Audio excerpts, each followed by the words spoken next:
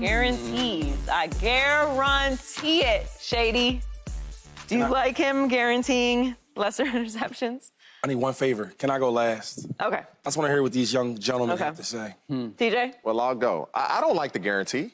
Just go play. You don't have, I guarantee. This isn't who you've been to be a turnover. He's not Jameis Winston. You don't turn the ball over. You don't throw a ton of interceptions. You threw 15. I know at least 4 of them were tip passes that went off the receiver's hand, so maybe now that's down to 11. You don't have to go out there and say, hey, I guarantee, that he did. Do you know Dave Hellman? You ever heard? You know who that is? Yeah, I know who it is. Hi, Dave. You guys cool? No. You guys are cool. I don't know him like you that. guys are cool. I just know him from the show. Sorry. Carry on. I'm sorry. He used to sit in that chair. He just sit in that chair? And he would say similar things about the interceptions. I think it's very eerie. Yeah, it's like you got Cowboys colors on today. Easy, yo. Yeah, you just got to watch the game. And that's what happened. Like, I don't like the fact that you're going to come out here and say it. Just go play football, because when you guarantee this, it's like, are you going to be the check down king now? You're going to be nervous and not be as aggressive when you should be because you're thinking about, I told everybody that I'm not going to have as many interceptions. When you throw an interception in one game, are you going to be gun-shy moving forward after? You just got to go play football. What happened last year isn't what you've done your entire career, so I don't like it. But ultimately, you got to go. I mean, you go look at this right here. Peyton Manning, one of the greatest quarterbacks to ever play. He threw 28 picks his rookie year. We talking about 20. I don't know. No, this is what I'm saying. And then the following year, it was 15. You can go down the list. Talking about his rookie year, Peyton Manning. No. Phillip Rivers in Rivers in like his 16th year. So now he's going to talk about greats now. Now we're talking about greats compared to. What I'm saying is, you can have a year of high turnovers, and then the following year, it not be as high. That's my point. You don't have to go out here and guarantee it. I don't believe Dak Prescott is going to turn the ball over a ton. The fact that he's guaranteeing it, I don't like it, because I believe he's going to play a little gun-shy now at times if he starts to throw interceptions. Yeah. All right. This is terrible. Go ahead, Rick. Look, Dak's got to be aware that he led the league in interceptions last year. That's not a surprise that he would be conscious of that and that he might comment on that. So I don't want to make too big of a deal with this. The fact that he would talk about it is understandable. What I don't like is taking a specific statistic and putting a spotlight on it. Like, this is my goal, not to do this thing. Dude, if you just make more winning plays than losing plays. If you throw freaking 2 interceptions and you throw 5 TDs, and you win the game, I don't care how many interceptions you throw. The problem was the ratio was all screwed up, and the kind of interceptions that he threw which were outside of, you want to take the 6 away, whatever. There were still a lot of inexplicable reads and interceptions as a result. You know that's going to happen at times, though. They're human. And they're going to make bad reads. That's exactly it. But that's exactly it. So why are we making a big deal about interceptions in particular? He's already brought up the idea that they weren't all on him anyway. So if they're not all on you, you really don't have control over how many interceptions you're going to. I don't like putting the attention on one specific thing when it's about winning games and getting the Cowboys where you want to go, as opposed to, I'm going to be efficient. This is like in the NBA, when a guy's worried about, I'm shooting over 50%. Dude, I don't care. You shoot over 50%, you lose? I'm not taking off the responsibility of winning or losing the game because you were efficient. It's very meow. It's very new Dak. We're talking a lot about a new Aaron Rodgers. It's very new Dak. Dak always takes the high road. Such a great guy. He does. He doesn't play into the noise. You're hearing the noise if you're responding to something like this. I'm with you. What's the value in highlighting interceptions specifically? Matthew Stafford threw the most interceptions in the league the year that they won the Super Bowl. Who cares? People bring it up. I'm like, and? Who cares? They're going to put a little asterisk next to it. Buddy threw a bunch of interceptions. He didn't throw them when it mattered. Right. He didn't make those bad reads when it mattered. It's all about when it matters. Really, as inefficient as Dak was with these interceptions, if he had won that game and they'd gone to the NFC Championship game, who cares? The problem is, you can say all interceptions aren't created equal and all turnovers aren't created equal, where and when you do it, it does matter, right? The problem is the ones that he threw mattered. They're game-changing turnovers. They're in crucial moments in the postseason. So I don't I don't like that Dak is leaning into the noise about it because it's showing that this is going to be something that he is in his mind now. Yeah. And it doesn't need to be. That's when you really start pressing or seeing ghosts or worrying about something that it just, to your point, if you throw 3 touchdowns and 2 interceptions, you win the game. Who cares? It's not about what Dak's statistics. It's about wins and losses, particularly in the postseason. Carson will be embarrassed. That's what TJ said today. Anyway, you said a great point because, like, when you say these things in the media, I've been there. I didn't really fumble the ball a lot, but I had spurts where I might let the ball go, and I was carry the ball a little loose. But when that happens and you speak about it in the media, that means it's on your mind. So now sometimes I couldn't really run the way I wanted to run because I had the ball so tough because it's in my mind of me fumbling.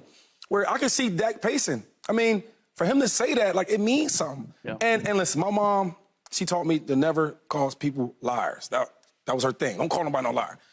But I think Dak's lying to us. I think he gonna throw picks. That's what he gonna do. I feel like he's gonna throw picks. The lie to me is I'm going to be as aggressive as ever.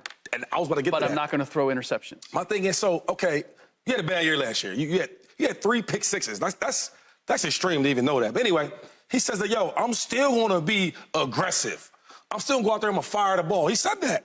And you bring in like a number 1/ receiver for Brandon Cooks, 1,000-yard receiver. So we gonna throw this ball. Pollard's coming off a broken ankle. Am I correct? We gonna throw this ball still. I don't care what nobody says. I know football. You pay this dude $100 million, right? $40 a year. Your running back you just tagged for $10 million. He's just getting over his injury. You bring in a top wide receiver. You gonna throw the pill. And knowing that, I don't see him just going out there just dotting dudes up, not throwing picks. When you speaking on it in the media. How can you say that though? But his career, he's never been that. It's 1 year. Why is Coach told me this, man? Is what have you done for me lately? And lately, what has he done? See, you know what you're doing? When I was a kid, I did like clean up. My dad would like clean up the room. I would like put everything underneath the bed. You know what I'm saying? Hoping that I could cover it up, he won't see it. Or some of my dirty clothes, put it over the mat, the bed sheet, so he won't. That's what you're doing. You're trying to hide it.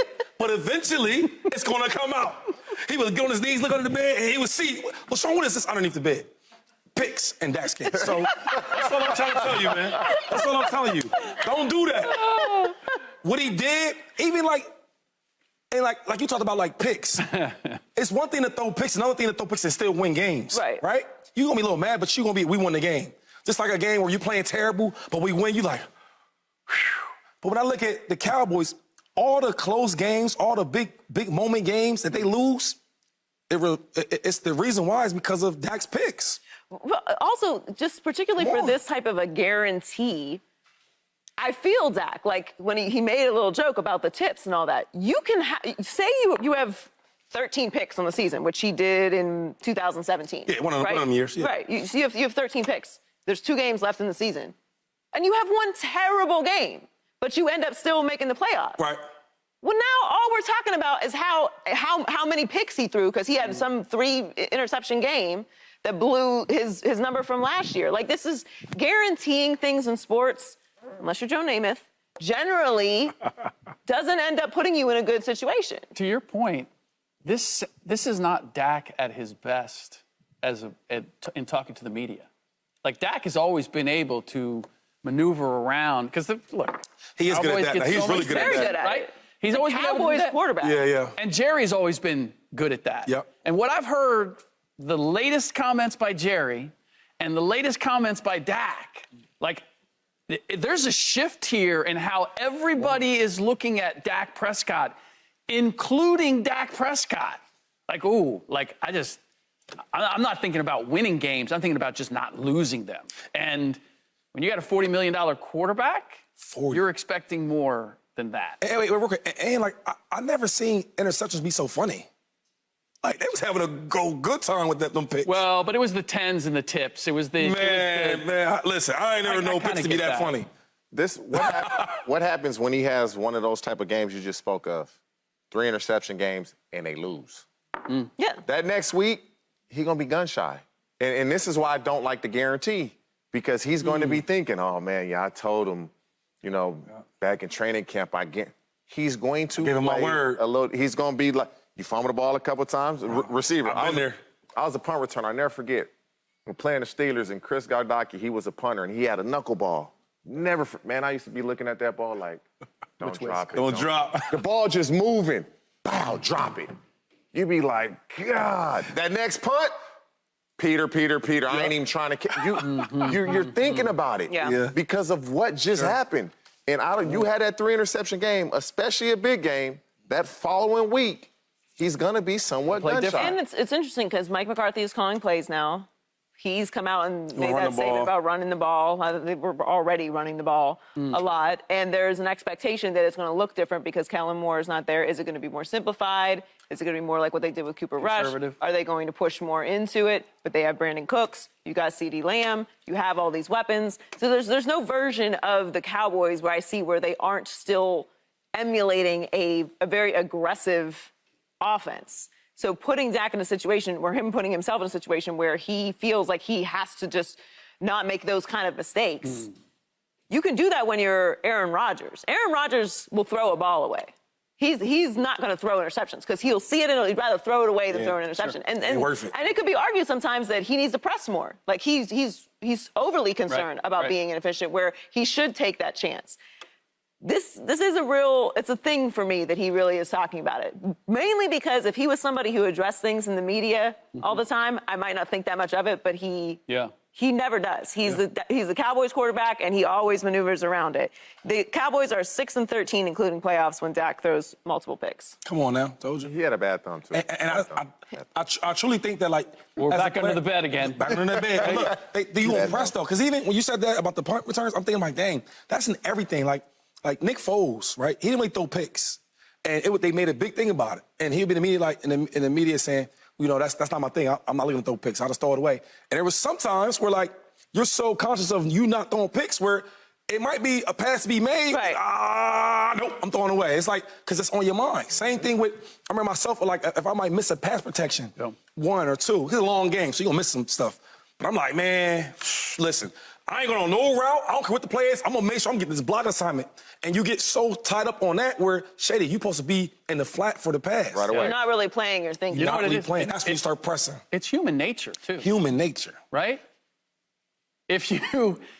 whatever it is. Just the ad-libs. I know. No, because No. But like if you're what you're saying. If you're running and there's an obstacle or there's a pothole or whatever, and you're thinking, okay, I can't hit that. It's almost like you steer toward the thing that you're trying not to do, right? You become so obsessed with it, you end up doing it. It's a self-fulfilling prophecy. I whip that thing. I whip that thing.